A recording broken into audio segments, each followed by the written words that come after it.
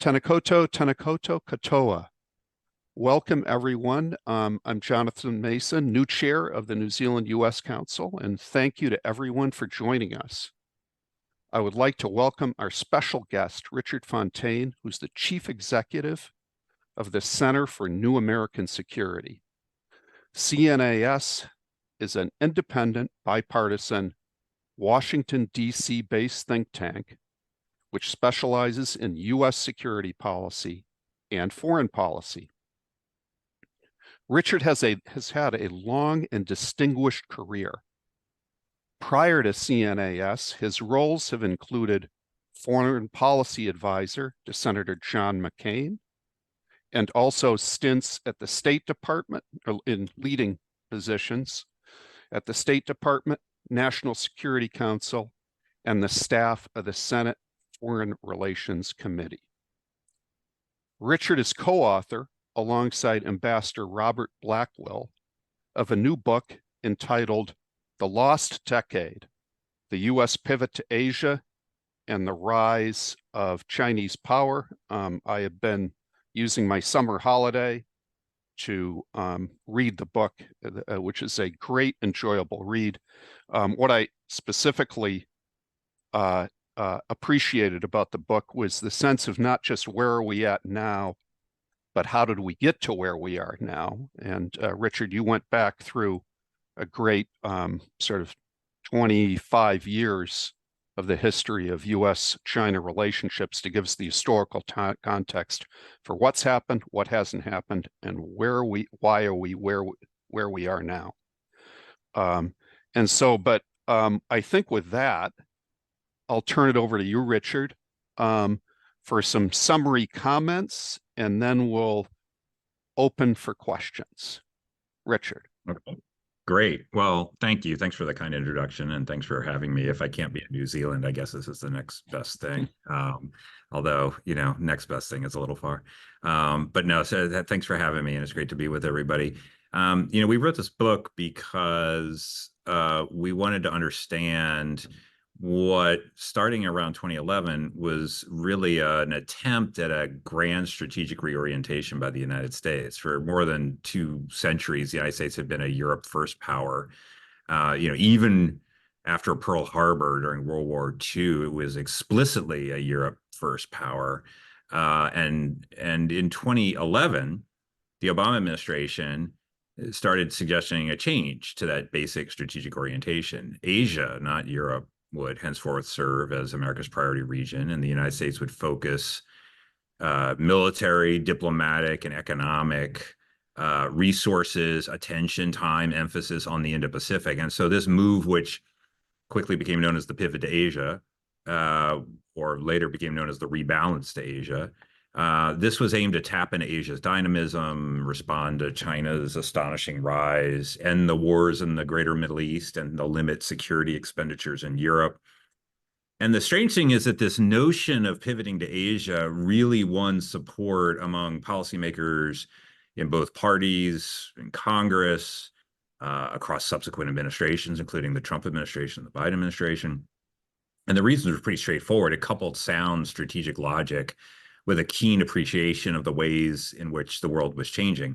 The first sort of announcement of this, so to speak, was in a 2011 foreign policy article, about 5,000 word foreign policy article written by then Secretary of State Hillary Clinton, where she announced this pivot to Asia. And it was subsequently followed up and sort of filled in with a variety of activities and speeches and so forth.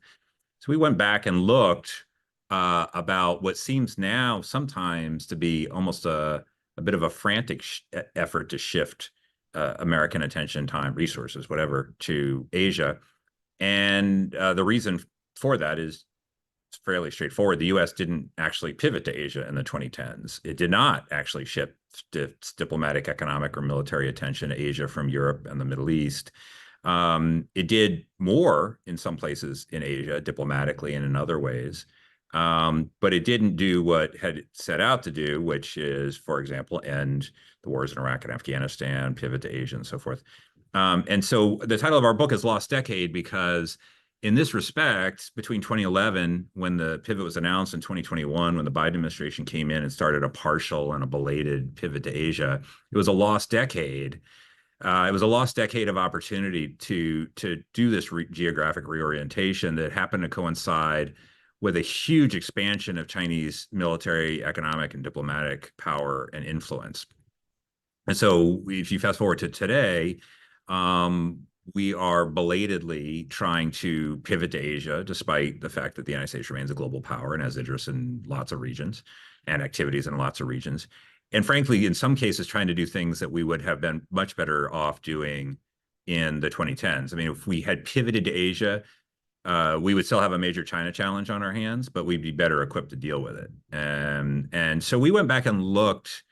I mean, a lot of this book has got, a bunch of empirical data and things like that to try to actually measure, the things we're talking about, whether it's military resources or diplomatic activity and so forth.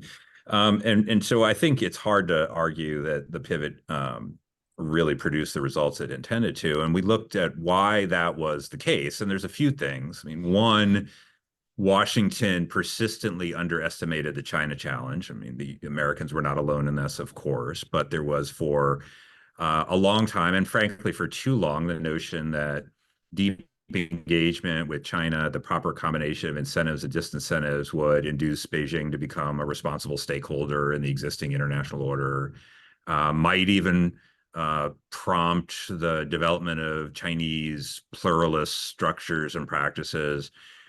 Well, we know that none of that happened. And in fact, I think quite arguably, China went backwards, both in terms of its domestic repression rather than liberalization, and its external determination to change key pillars of the international order rather than embrace them. But the overhang of that policy of sort of hoping for the transformation of China went on too long. I mean, a second reason is crises emerge in other places. This is pretty obvious, but from the outset, the policy was predicated on an expected peace dividend. The first sentence of Secretary Clinton's article said, now that the wars in Iraq and Afghanistan are winding down, ... But as we know, they didn't. The war in Afghanistan raged on for more than a decade more.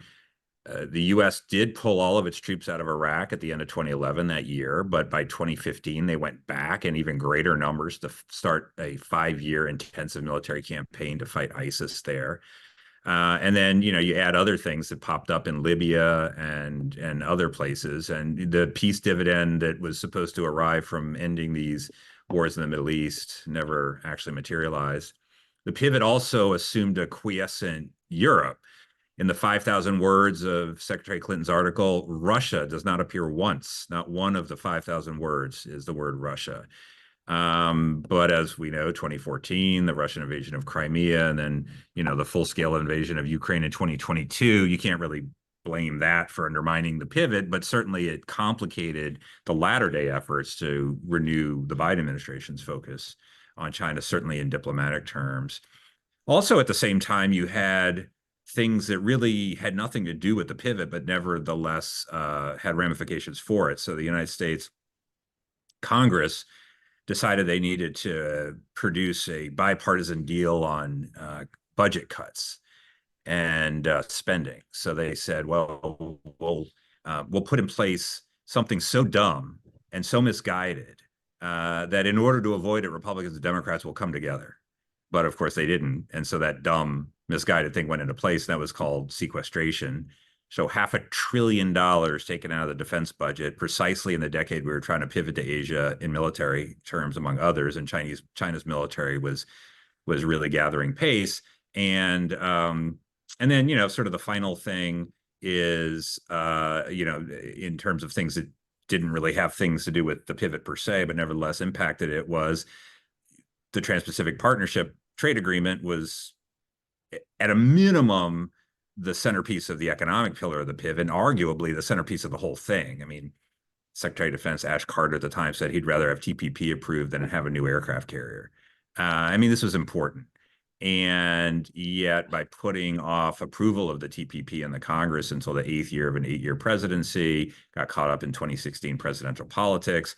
By the end of that year, the top two candidates on both sides all opposed TPP, including Hillary Clinton, who had previously championed it. And as we all know, Donald Trump came in and pulled America out. So you put all of this together, and I think that kind of explains what happened. I mean, maybe the biggest kind of abstract reason is that by declaring an Asia first foreign policy, the Obama administration was trying to get out ahead of events. It was trying to attempt a grand strategic shift in the absence of forcing events or a cataclysm.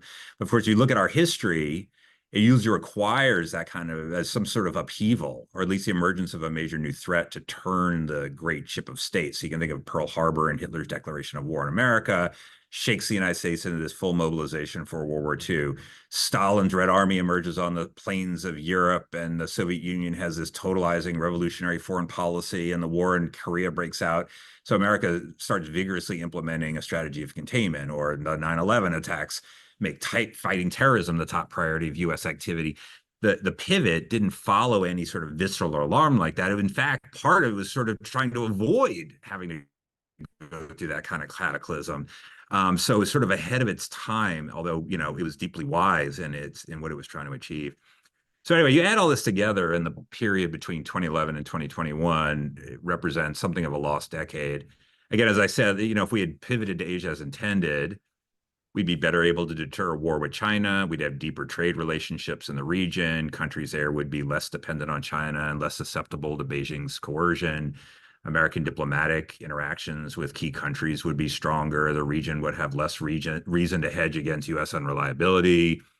And our chances of prevailing in the long-term competition with China would be greater. So we wouldn't by no means have eliminated the China challenge, but it would be easier for us to manage it. So you sort of fast forward to where we are now, having not done that. And much of the activity that you can see out of the U.S. government is explained by a belated attempt to, partially at least, pivot to Asia. And there's good reason. It was the right strategic impulse back in 2011. It's the right approach today. Asia today is even more important to the United States than it was a decade ago. The Biden administration, to its credit, recognized this, took some concrete steps to revive the pivot, and identified China as the number one sort of challenge. But of course, they've run up against some of the same issues as their predecessors. There's competing crises in Europe and the Middle East, a limited defense budget. There's this domestic political aversion of multilateral trade agreements and so forth. So they've done some things that amount to real accomplishments, especially in military posture and diplomacy, but it's incomplete. So maybe I'll just finish by saying, we try to lay out a few thoughts for, okay, now what? What should we do if we were actually trying to really have a vigorous latter-day pivot to Asia? And there's a lot of things, but maybe the first thing to note is what we shouldn't do, which is try to transform the United States into an exclusively regional power only focused on the Indo-Pacific, or even more narrowly, only focused on China, as one often hears. The United States is and will remain and should remain a global power. So in addition to devoting new diplomatic, economic, and military resources to Asia, it has to protect its interests and commitments in other areas, especially in Europe and the Middle East. We could talk, if you want, about how you do that, but abandoning Ukraine so as to better protect Taiwan is not the answer here, for example. The United States should get back in the business of trade agreements. This is verboten in the town where I'm sitting right now, but we should join CPTPP while we are de-risking economic ties with China. There's two pan-regional trade agreements, as I think you probably all know, in the Indo-Pacific. There's RCEP and CPTPP. China's party to one, applied to join the other. United States party to neither, and is offering nothing by way of an alternative. That's not a good position to be in, but that's where we are. So if CPTPP re-entry is too politically difficult, then, let's pursue sectoral agreements, digital trade agreements, bilateral, multilateral. Let's do something, and something more than the Indo-Pacific Economic Framework. We need to have a significant increase in the defense budget. So we need to not only have a larger slice of the pie for the Indo-Pacific, but a bigger pie overall. If you look at our percentage of defense spending as a percentage of GDP, we're at about 3%, which is more or less on par with where the United States was in 1999. That was the height of the Cold War peace dividend. We don't have a Cold War peace dividend right now. Given the rate of inflation, the defense budget this year actually amounts to a small real cut compared to last year's figure. I think Congress will get involved in pushing that back up. But we can't remedy the eroding balance of power in the Indo-Pacific and meet our commitments elsewhere without a pretty significant increase in defense spending. That said, we can shift military resources from the Middle East to Asia and to some degree from Europe to Asia. And if you're interested, we can talk about how to do that. The last thing I would say about on the sort of to-do list is to intensify our bilateral diplomacy with China. My co-author, Ambassador Bob Blackwell, and I are of the mind that, you know, a hard-minded, tough-minded approach to China does not exclude diplomacy with China. It actually makes it more important. You know, one of our top priorities, if not the top priority, has to be avoiding a conflict with China, but doing so without capitulation. And so that involves a lot of deterrence, but it also involves diplomacy. And we see some steps in the deterrence direction, but the diplomacy still has a ways to go. Anyway, I laid out, you know, sort of this ambitious to-do list, not exhaustive, kind of partial. But I would say, I think, you know, looking at all of these steps and more within our power, I mean, the United States has the power, the geography, the economy, the technology, the alliances, the values to pivot to Asia and to deal effectively with the profound challenge that China's rise and ambition poses. It's our hope that we can get on with it, and hopefully the book is a little bit of a contribution into how we might actually do that. So maybe I'll leave it there. Great. Thank you for those comments. I think I'll lead it off with one question before turning it over to the floor. And my one question is looking forward. Oh, and by the way, Richard is happy to also, maybe we start on foreign policy, but he is also happy to give his 2 cents on the upcoming US election. I said we're all intensely interested in that, but get back to foreign policy and looking forward beyond the election. Your book, quite apart from trade agreements, and of course, New Zealand was a huge proponent of TPP. There's your last chapter also outlines the centrality of alliances, both in Asia and actually also in Europe, to counter China, growing China power. My question is specifically and mostly for the Trump administration, should they come back into power, but we could also secondarily note the Harris administration. I'm going to go out on a limb and say Harris will be the nominee, but let's say a Democratic administration, if they come into power, looking at Trump, alliances is, I wouldn't say that's their strong suit, or wasn't from 2016 to 20. A little bit of a transactional foreign policy. You optimistic that either administration, putting aside trade, could implement stronger alliances with an effective pivot to Asia? Generally speaking, yes. I mean, if you think about the 5 treaty allies the United States has in the Indo-Pacific, with a couple of exceptions, some of which were notable, like the disputes over host nation support by South Korea and Japan, the rest of the alliances did pretty well those alliances did pretty well during the Trump administration. You know, Japan, there was a flap over the trade deficit and purchase of autos and all this other kind of stuff that got kind of pulled in. But the combination of the Trump administration's tougher approach to China, increase in defense spending, and things like that actually, you know, played well with the further kind of making operational some of these alliances. So I'm relatively optimistic about that. And frankly, you know, the Biden administration's China policy is much closer to the Trump administration's China policy than is to the Obama administration's. And therefore, their approach to China is actually much closer. I mean, economically, militarily, whatever. And so I think under Harris or Trump, you would see there will clearly be differences, but generally speaking, I think you would see some continuity and similarities.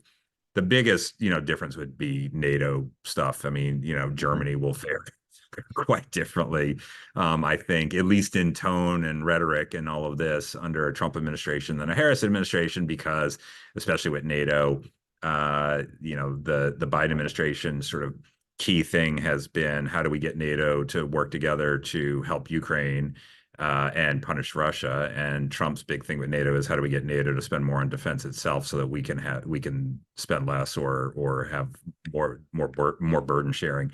And those are quite different priorities, although both sides actually have a little bit of both. But in the region that we're talking about, I'm relatively optimistic. Okay. Open for questions. I have a couple more, but happy to take questions from the floor. I see our ambassador had her hand raised, and then I think Ruben might have also had his hand raised. Rosemary.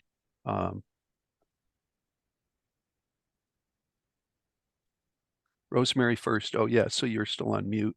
I'm still seeing a red thing. Okay, while Rosemary's coming off mute, did I see Ruben raise your hand? Did I see there was a second hand raised, I know. Can you hear me? Can you hear me, Jonathan? I can. We can hear you. Thank you. I wasn't sure if I could get myself off mute, but you can hear me now. That's great. Yep. Hey, Richard, a real privilege for us to hear from you this morning. Thank you very much for your introduction. Look, my name's Ruben Lore. I head government relations at Air New Zealand.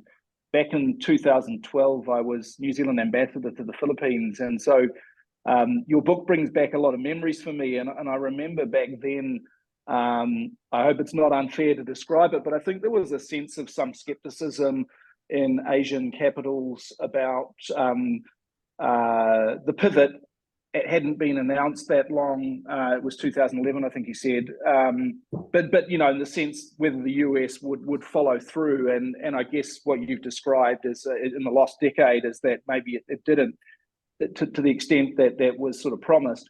What do you think, given progress under the Biden administration, what is your sense of what Asian capitals are looking for from US leadership now in 2024?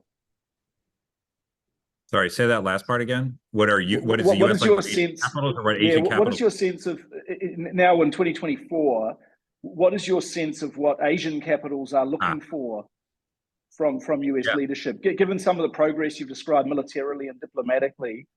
Yeah, I mean, multiple things. I mean, one, an absence of trade wars. I mean, if we have a Trump 2, then the complaints about trade deficits and the prospect of a 10% tariff on everything in the world imported into the United States, which he has floated, and things like that. They want to see the absence of those things, so maybe that counts toward what they want. Certainly they want greater American presence in the region. They would like to have greater continuity of policy and commitment in the region, rather than the kind of lurching that we've been doing on a whole bunch of things. I mean,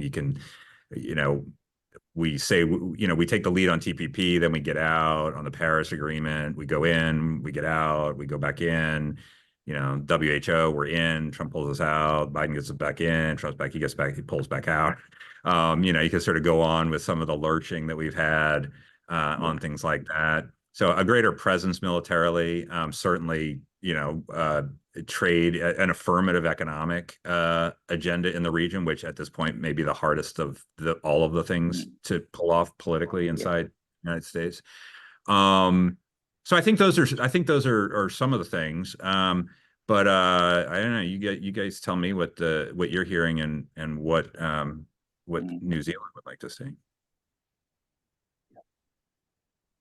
No, well, that prompted a diplomatic. Rosemary can certainly talk to that. Fran, do you want to? I think I'm unmuted now. Can I take this? Okay. This moment? Yep. So look, first, thank you, Jonathan. Thank you, Fiona, for bringing Richard to everybody. And apologies, I'm just acquainting myself with the cranky system we've got here in terms of the IT. Anyway, look, I just want to pick up on that very point about trade and TPP and CPTPP. Prime Minister Luxon, as you all know, was here just a couple of weeks ago, and he made the point, including to when he addressed members of the Ways and Means Committee, and really to all of his contacts bilaterally, that what we really are missing is the US in the trade and economic architecture of the Indo-Pacific. We all know the problem, and Richard, you've alluded to it being one of the difficult issues to solve. I've just today done 5 calls on the Hill, 2 Republicans, 3 Democrats, and several of them also acknowledged that turning away from TPP was a big mistake. Asked whether they thought there was any prospect of either administration coming back in that direction. The only slightly positive answer was only if it can be very directly linked to a security issue. But we know that, New Zealand made that argument very strongly, both for ourselves in supporting our case for a free trade agreement in the period that Minister Peters was first pushing that at the Trump administration, and more recently. And that geostrategic argument, particularly with the Trump administration, just did not survive.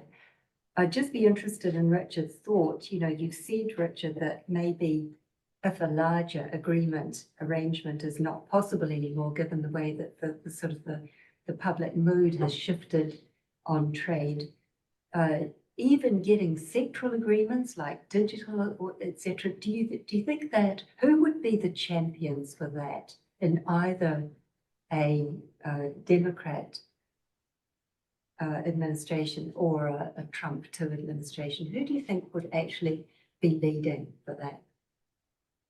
Thank Yeah, you. I mean, yeah, sure. No, thank you. I think the first thing to say is I'm with you on your analysis of the geopolitical argument. And I think in retrospect, the Obama administration and all of us who tried to make the geopolitical argument at the time, it ended up backfiring for reasons that we were not aware of, because there is a positive economic rationale for TPP, or there was for the US. I mean, it was relatively modest, but it was positive. It wasn't negative. And yet you had people like, Bernie Sanders went out and said, if we get into TPP, it'll cost millions of American jobs, right? I mean, there was no analysis that suggested that, but he said it anyway. And because we said, well, this is so strategically significant, we didn't try to sort of sell it on the economic merits. We said, this is going to signal, American engagement, in Asia, the policy of, foreign policy is trade policy, all this. I think I know that it left the impression on some people, including senior policymakers who went in the Trump administration, that this was actually going to be an economic cost of the United States, but it was one worth bearing because it was part of our contain China strategy. And they said, well, we're not willing to harm working Americans in order for your contain China strategy. That was wrong, but that was the impression that was left. But I think marshaling all the, steely-eyed national security people to go out and make the arguments on behalf of a trade agreement. So, we just have to be careful to not neglect the economic side, because, it still does remain true that lower prices are better for consumers, and bigger export markets are better for producers and exporters. But that's so fallen by the wayside in this debate that, if we ever get back to it, I hope we can revive that. In terms of champions, I don't know. I mean, in a Trump administration, the only thing that I can imagine that might put the Trump administration sort of over would be to think if they had to do something because otherwise China was going to join CPTPP, or this had to be sort of done in order to parry China. And then, Trump could do what he did with NAFTA, which is make some cosmetic changes to it, announce that it's all better and changed and everything else, and becomes USMCA, and it actually passes the Congress at a time when somebody says nobody can pass trade agreements. Now, the threat there was to kill NAFTA if they didn't vote for it. So you don't have anything to kill if you didn't vote for some new thing. But nevertheless, if Trump were to bless some cosmetically changed thing, like he blessed Chorus after he changed it, then maybe that would make it politically palatable. Harris, the one thing that I thought we knew until Saturday was that either candidate was going to be in their second term, which historically in U.S. foreign policy has been the term in which, especially Democratic presidents have pursued trade agreements because they don't have to get reelected. Well, there went that theory. So I don't know. I mean, I you know, Kirk Campbell is one of my closest and dearest friends. I know that, you know, I'm sure he would like to, you know, push something if he could, things like that. But the issue is not the policymakers, it's what the politics of this is. And so you saw with IPEF, you know, the policymakers thought, okay, well, IPEF's not much, but if we do something and the political sky doesn't fall, then it'll show the politicians that it's sort of safe waters, and maybe this will be a stepping stone to something more ambitious. Well, they couldn't even get that done because they get a couple of Democratic senators on the Hill to say anything that has the word trade in, and even if it doesn't have market access, is going to hurt me in my home state when I'm running for re-election. So kill it. And then, of course, that's what they did. So it's a hard kind of uphill slog on this. But I think it is possible. It's possible both because of the sense of rising challenge from China and because, you know, if you had a president who wanted to do it and particularly did some sectoral stuff that wasn't going to get ag and autos and all these other, you know, constituencies upset, you might be able to do it. But anyway, sorry for the thin reed to hold on to there. Thank you. Is that, I think I saw Fran and then Ruben.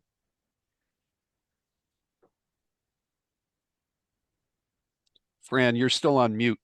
Sorry, apologies, Fran. It's all right. You're I still wasn't on. allowed Good. to unmute myself before. It was Good. host only. Good.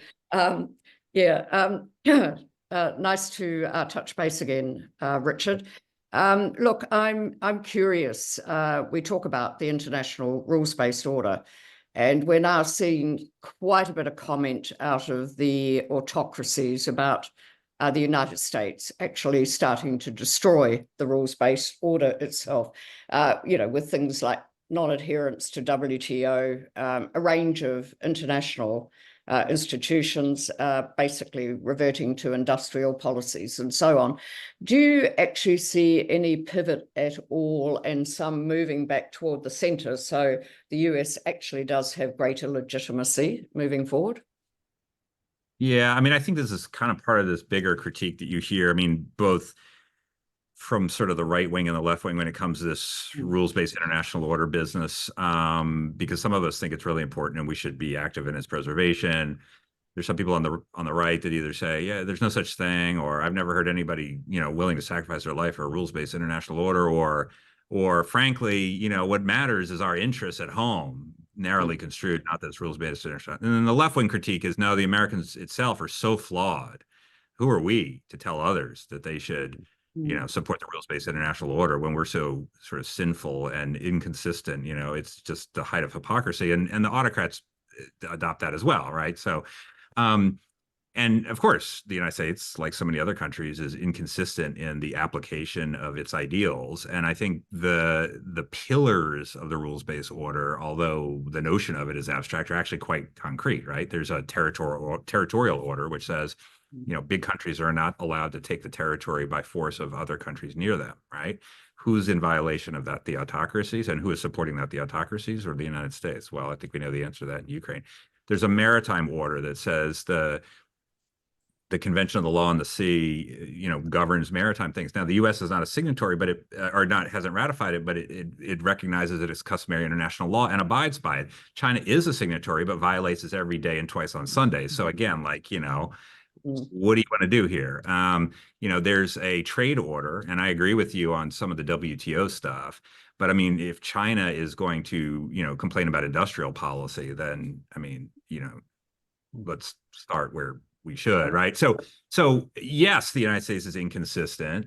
Yes, we are not. Our pattern of aspiring to these to support these pillars is not always full-throated, sometimes counterproductive, but we still hold up these ideals: the territorial order, the primacy of the state over the individual, the notion that the world should be safe for democracy and the rule of law, the law of the sea, the non-proliferation order.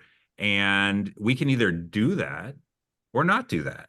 My choice would be to do that, because those are the very rule sets and institutions that have made the world freer, more peaceful, and more prosperous since 1945. And if you want to see what it looks like without them, well, we had 30 years before that, Mhm. where we had the two worst world wars in human history, the worst depression in human history, and the rise of autocrats who thought that they could take over the world, or at least large parts of it. And, I don't see that many people wanting to go back to the law of the jungle.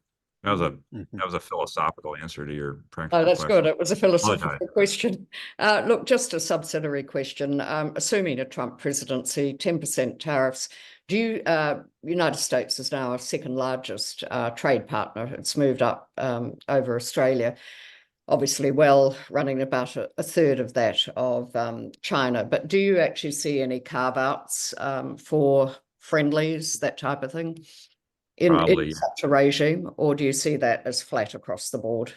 Well, first of all, let me stipulate, I don't know what Donald Trump will actually do, and I suspect Donald Trump doesn't know what he would actually do if he's elected on tariff. But I mean, if past is prologue, there were exceptions galore to stuff in the first term. I mean, there were exceptions for countries, for certain tariff regimes. There were exceptions for companies. I mean, in a recent interview, Trump relayed the anecdote of how Tim Cook came to see him in the Oval Office and said, you're really jamming me up here in terms of Apple's production and, all this other stuff. And so he made some sort of exception. So yeah, nothing. I wouldn't take anything as written in stone forever. Okay, thank you. Mhm. I think I saw another question from Ruben. Am I supposed to be unmuting, or Natalia, can you help unmute Ruben? I'm unmuted, Jonathan. Okay, good. Excellent. I didn't want to stand in the way of others asking a question. I didn't have another question, but I will take a chance if I've got one. Okay. Richard, you talk in the book about, that the effect of, I guess, distractions or commitments elsewhere. And I think in the 2010s, Iraq and Afghanistan initially, Crimea, other conflicts, that inevitably drew US resources, military resources, away from a concerted focus on Asia. And again, it's speculative, I guess, but listening to JD Vance in the last week, in particular, talking about some notion of scarcity and pulling back from Ukraine, maybe to prioritize a focus on East Asia. I think he mentioned Taiwan in particular. I was just interested in what would be going through your mind hearing those kinds of remarks. I think when Trump was elected in 2016, there was a bit of uncertainty over what that US commitment to Taiwan might be. But can you reflect on that a little? Yeah. So Senator Vance has been quite, he's one of the few people that has been very specifically, not just China first or Asia first, but China only, really, is probably how I would describe where he has come down on this. So, for example, I was at the Munich Security Conference earlier this year. He came through with a congressional delegation. He declined to meet with the Ukrainians and said he already knew what they were going to say, and it wasn't worth the time, and had said, instead of sending weapons to Ukraine, we should not be sending weapons to Ukraine, and we should instead be sending them to the Taiwanese. I mean, I have my own objections to that approach, which are rooted in, really two things. One, I mean, the United States is a global power and I think has interests and commitments in other regions, and Europe still is important, even if Asia in some ways is more important still. And also because of the interconnectedness, right? I mean, if the United States were, after having said, this is a completely unacceptable seizure of someone else's territory, we will stick with Ukraine till the very end, we will punish Russia for this, they shall not get away with this, et cetera, et cetera, et cetera. After a few years, just decide, you know what, let them keep it. I mean, then the next would-be aggressor, the lesson there is, the West talks a good game. Maybe you have to wait 4 years or something of cost, but, at the end of the day, who would get to keep what they got? Just like who got to keep Hong Kong, who got to keep Crimea, right? There was a lot of toing and froing and expressions of this is terrible, but you get to keep what you got. I think that's a terrible lesson. It's a terrible lesson, certainly for China, Taiwan, but it's a terrible lesson for other regions of the world. And if you don't even have to take my word for it, I mean, ask the countries of the region. Taiwan says, don't abandon Ukraine so as to help us. Japan has given $12 billion of assistance to Ukraine. It could say, well, we'll actually take that $12 billion and build up military resources that we could keep at home to fend off the Chinese, or they could give them to Taiwan or something like that. They haven't done that. They live in the neighborhood. Why not? Because they believe in the first two things that I said. So I don't think it's the right approach I think it's very much an open question what Trump would do on, for example, aid to Ukraine if he actually came in. I mean, he's said multiple things about it, including when the debate was going on in the Congress about what to do. The one thing I think I'm sure of is that, unlike what candidate Trump has said, that he wouldn't be able to just end the war in a nice package in one day. Yeah. I think there's Now, I'd like another. to go over. Yeah, There's another Ruben. So there were two Rubens. Yes. That's it. I'm sorry, I think it's Ruben Azizian. Oh, No, Ruben. but that's okay. Ruben, I'm so glad you asked your second question, even though I was pointing to someone else. It's Yeah. great. Oh, Yeah. great. Thank you. Yeah, I think we Rubens are very confident and proactive always, and always happy to help each other. When one is muted, the other can step in. Thank you to all of you, and Richard, thank you for your presentation. I'd like to suggest that maybe we need to start revisiting our assessment tools in terms of what is a success and what is not in terms of Indo-Pacific strategy, and for a couple of reasons. One is that, as you mentioned a number of times, we live in a very interconnected world. So while things happen in Ukraine, oftentimes the answers to the end of the war could be in Asia Pacific. Foreign Minister Kuleba is going to visit China. So maybe the way we assess the success or failure of Indo-Pacific strategy is not purely in looking at what happens in the Indo-Pacific, but also the impact of other activities on how the Indo-Pacific countries respond and come together. And you look at NATO influence, IP4s and Quads and AUKUSes and all of that. My second point is, if the pivot was real successful, especially in the military context, perhaps we would have seen more tension with China, because I believe what we're seeing in the region is increased alarm about the rise of China, and actually concerns about the gap of the lack of US presence, which in itself is not a bad thing when its US presence is in demand rather than in being in a way kind of imposed, if I may. And the third point I would like, my question really is, I mean, we oftentimes think Indo-Pacific is one coherent region, which it is not. And it consists of a number of sub-regions, and arguably the geopolitical context is different. I mean, I was in Honolulu last month, and talking to the commander of the Indo-Pacific, he repeatedly says, we don't do anything important geopolitically in the South Pacific without talking to New Zealand first. I don't know whether that's exactly true or not. So would you like to maybe dissect your Indo-Pacific assessment into where was US less successful or more successful in the Indo-Pacific? Because I would suggest that maybe there were sub-regions where US was more successful and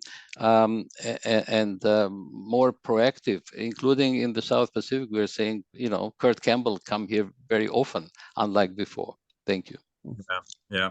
No, it's great points. I mean, I think on your second point real fast, there's a big difference between tension and conflict. And we inevitably will have tension with China. And in order to stave off conflict, we may need to have increased tension, because the very presence of deterrent capabilities in the region, which might make China think twice about actually entering a conflict, nevertheless increases tension. So I think we're just going to have to be comfortable with some level of tension in the relationship with China, but we've got to avoid a conflict, and we've got to avoid a conflict without capitulation. I think, you're totally right, of course. I mean, not only are there subregions, there's actual countries in those subregions, which are all very different, right? I mean, the difference between the 10 ASEAN countries is vast in all kinds of ways. The difference between maritime and sort of mainland Southeast Asia and so forth.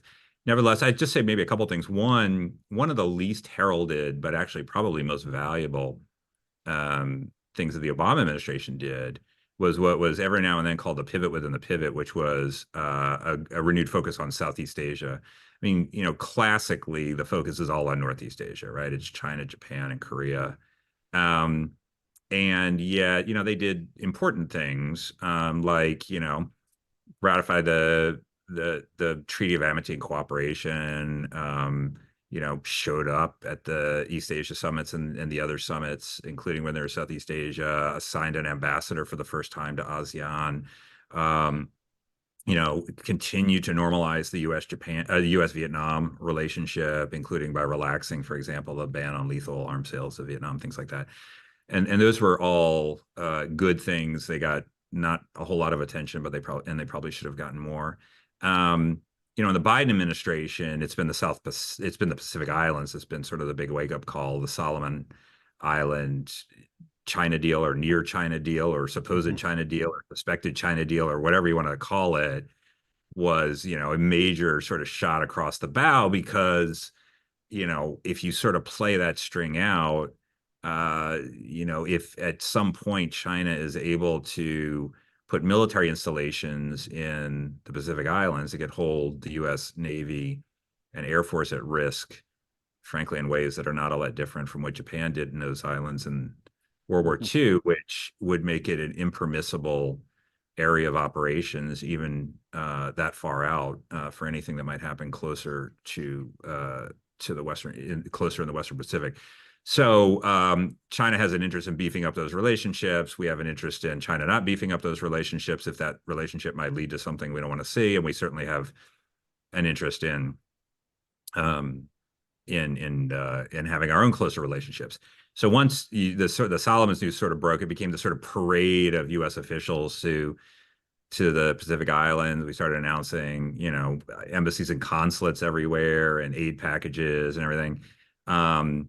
It's everybody would like to avoid getting trapped in a bidding war between the U.S. and China, but I think we already have. So you're sort of stuck with what you have. But the amounts are relatively small, I guess.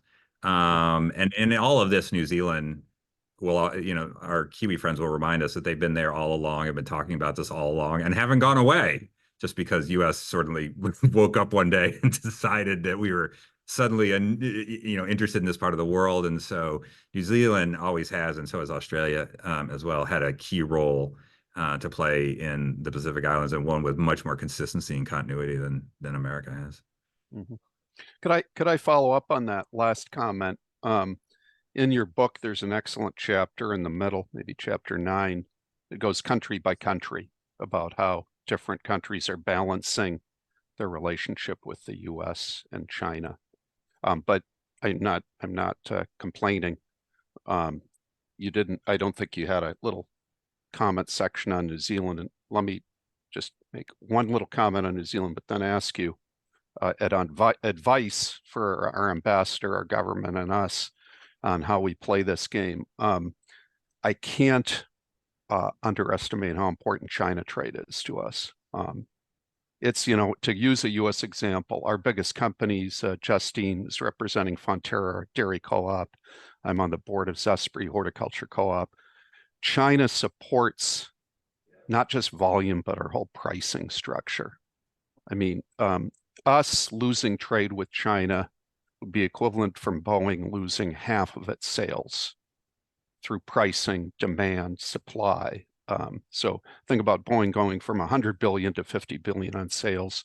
Our internal estimates at Zespri are we'd go from 5 billion to 3 billion on sales because of the demand supply dynamics. So hugely important trade relationship, but we've historically depended on the U.S. for a security relationship all the way back to World War II, which, per your point, in a might makes right world, Japan may well have been, and without U.S. support, Japan may well have been able to invade New Zealand.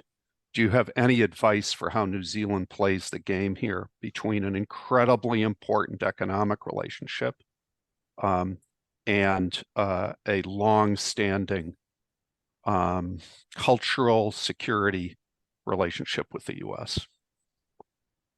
Sort of taking your U.S. hat off, putting your New Zealand hat on. I know it's hard, but that chapter was fantastic in looking at the different countries like Malaysia and Australia and putting yourself in their shoes and describing what they've done. Yeah, I mean, absent a war, there's no circumstance, absent a US-China war, there's no circumstance where New Zealand's trade to China is going to just disappear. No one's going to force you into that. And so that's just not even on the table. I mean, if there is a war, all bets are off. I mean, anything, no matter how costly or coercive, is going to be fair game. I mean, I think the other thing what is New Zealand's two-way trade with China? I don't know, $40 billion, something like that. Yeah, I mean, roughly, it's about 3 times the U.S. level, let's say, roughly. Well, yeah, well, but no, I mean, the U.S. level is in the hundreds of billions of dollars, right? So, no, China's number 1 with New Zealand bilateral trade. No, I know, but US-China is yeah, absolutely. What I'm getting at is the combination of deep economic dependence on China and a dicey security relationship with China is also the thing the US has, right? Yes. So, yes. I mean, you can go into Target or Walmart and 90% of the stuff there disproportionately bought by, parts of the population that, would like to support, populist leaders and all of that, are made in China, right? I mean, the cost associated with us of some cutoff of trade with China would be gigantic, right? So the issue is not whether you're going to trade with China or not trade with China. It's where are you going to draw boundaries, if there are boundaries to be drawn. I mean, I don't think anybody's going to, suggest that New Zealand can't sell, agricultural products to China, or that the U.S. shouldn't be importing T-shirts and all this other kind of stuff. The question is on whether the United States should be exporting graphic processing units, which are being used, high-end semiconductors that the Chinese are using for, weapon systems and surveillance equipment to better repress their citizens. I mean, ultimately, the U.S. decided no, but even that was a narrow sort of restriction, even within the semiconductor world. So, I mean, the real thing is going to be on advanced technology.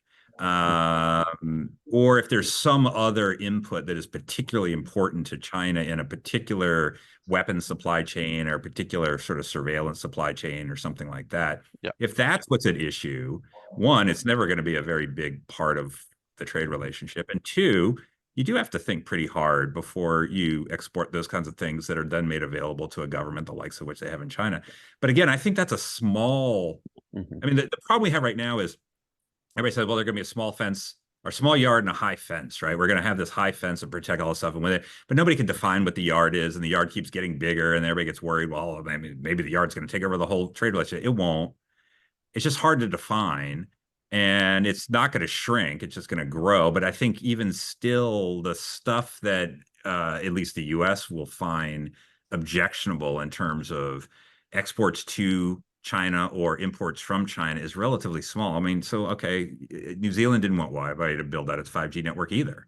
Would have been cheaper. So why didn't you do it? Because you had security concerns, right? The trade relationship went on. I don't know if that answers your question, but. No, it does. I mean, China doesn't always act like you do in their pronouncements. I'll just say, they know trade is a big stick for them, and they'll threaten, they won't be as sanguine as you, but take the point, and I'd say that is our assumption. That is the way we are operating, exactly along the outline. And if China tries to use it as a stick, I think the Australian example is you have to stand firm, because if you cave, like they could have done after they got barley and wine exports, sanctioned essentially after having the temerity to call for an independent inquiry into COVID, then, you're dead on a slippery slope to show that you react in response to those things. So, I mean, this is going to be this sort of never-ending sort of thing. I guess my point is I will often hear from folks in Indo-Pacific countries that are worried, well, is the United States going to try to force us to sever our economic relationship with China on security grounds? We're not prepared to do that ourselves. So, no, we're not. Yeah. Could I just follow? I am conscious of time. I just wanted to follow up with a final question on any thoughts on the upcoming U.S. election in light of Biden's withdrawal over the weekend. Like, we're always gosh, believe it or not, it's the number one coffee conversation that I have with my New Zealand friends. But yeah. Well, if you like political drama, I think we've supplied a pretty good dose of it over the past few weeks. I mean, the debate and then the Supreme Court ruling on Trump being immune from prosecution for official duties, and then the near assassination, and then the charges against him being dismissed in the Florida case, and then JD Vance, and then you wake up on Sunday pretty much and Biden's out, which you could feel he was in an unsustainable position. So that was not surprising, but it was still shocking, and actually still is shocking that this close to a presidential election, you have a brand new candidate.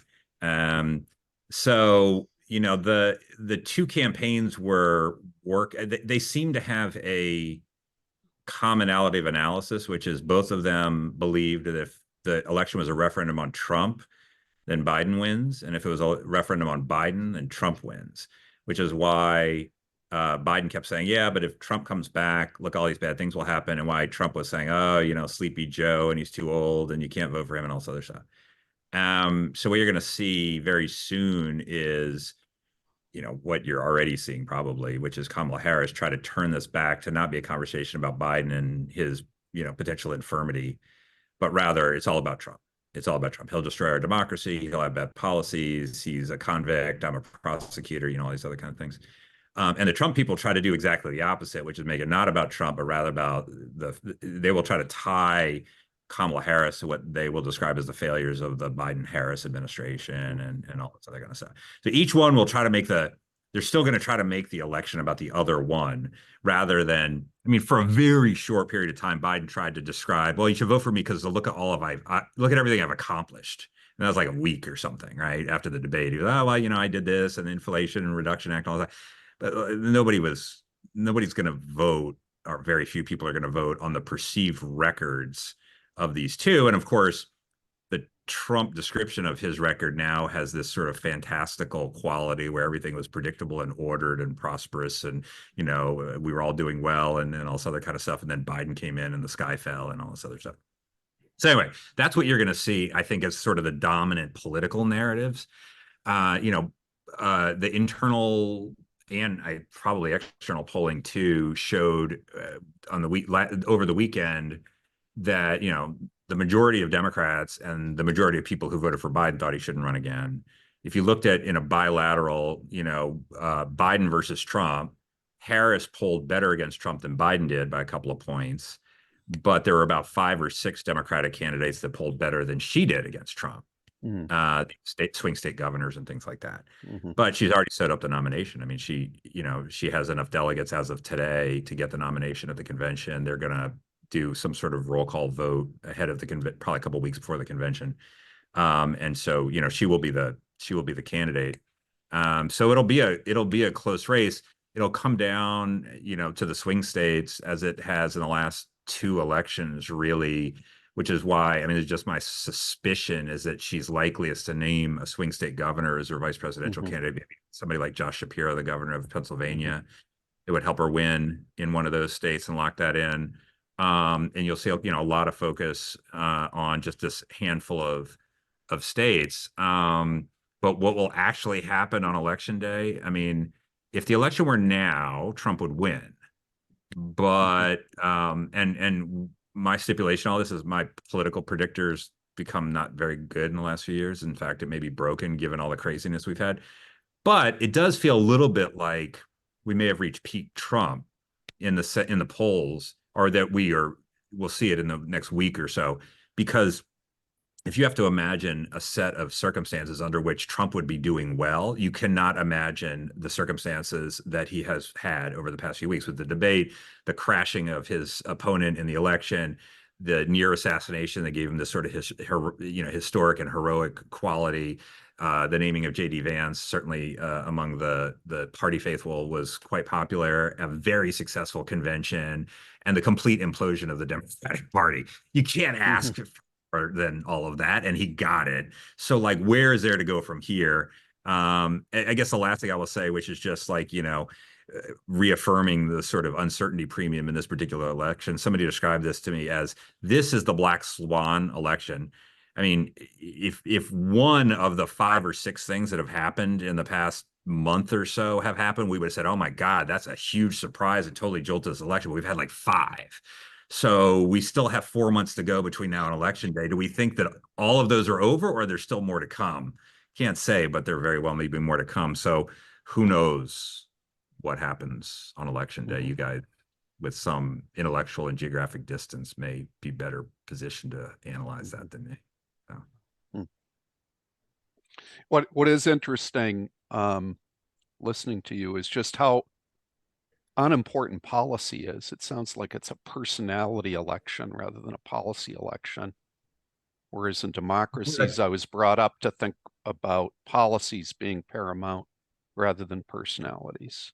But yeah, I mean, some policies, I mean, immigration policy is extremely important. I mean, I've thought that this election would be about the 3 I's, as I said: inflation, immigration, and infirmity. Because everybody's arguing about whether, Biden was infirm or not. I mean, it's not really about the tariffs on Chinese electric vehicles. It's certainly not about our North Korea policy or any of this other kind of stuff. But people really do care about immigration because we've had millions of illegal immigrants come across the border in the past few years. And they really do care about inflation. The tools to deal with that, certainly from the executive branch, are not infinite, and has to do a lot with the Fed as well as the fiscal expansion. But nevertheless, I mean, this is a everyday conversation. So those are policy issues, but people, the candidates likely to win or lose based on whether they want to be more assertive in the South China Sea or protect Taiwan or something. Yeah.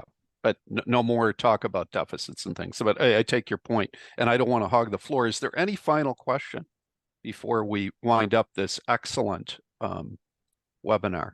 Any final and sort of, I feel like one of the Rubens might come in again, but that's okay. Well, Richard, I'd like to thank you both for co-authoring an excellent book and then sharing the key points of the book with us as sort of the New Zealand business and political leadership. And you can tell how interested we are and how important the U.S. relationship is to us.